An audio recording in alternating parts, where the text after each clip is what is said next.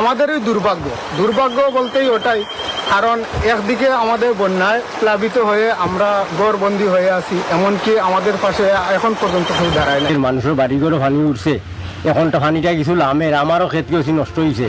ধীরে ধীরে স্বাভাবিক হতে শুরু করেছে বন্যা পরিস্থিতি। কক্সবাজারের বিস্তীর্ণ এলাকার পানি নামতে শুরু করেছে, পাশাপাশি স্পষ্ট হচ্ছে ক্ষয়ক্ষতির চিত্র। পার্বত্যাঞ্চলে চেঙ্গি এবং মাইনী নদীর পানি কমতে শুরু করায় দুর্ভোগ কমেছে মানুষের। এদিকে বন্যা পরিস্থিতি স্বাভাবিক হওয়ায় মৌলভীবাজারে নিজ বাড়িতে ফিরতে শুরু করেছেন বন্যা কবলিত মানুষ। কক্সবাজারের কিছু এলাকায় বন্যার পানি কমলেও দুর্ভোগ কাটেনি। চকরিয়া, পেকুয়া, রামু ও সদরের বিস্তীর্ণ এলাকায় পানি আস্তে আস্তে নামতে শুরু করেছে। তবে এখনো জলাবদ্ধ রয়েছে অনেক নিম্নাঞ্চল। স্পষ্ট হয়ে উঠেছে ক্ষয়ক্ষতির চিত্র। সব মশার বিরুদ্ধে সুরক্ষা দিতে এলো বসুন্ধরা এক্সট্রিম অ্যারোসল। মশার বিরুদ্ধে এক্সট্রিম সুরক্ষা। ক্ষতি কাটিয়ে উঠতে কাজ করছে পরিবারগুলো। প্রশাসন জানিয়েছে প্রয়োজনীয় সহায়তা কার্যক্রম অব্যাহত রয়েছে।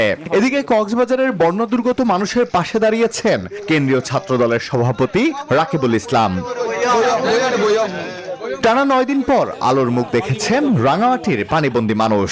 পানি নেমে যাওয়ায় ভেসে উঠেছে সড়ক, হাটবাজার ও ফসলি জমি। তবে সবকিছু তছনছ।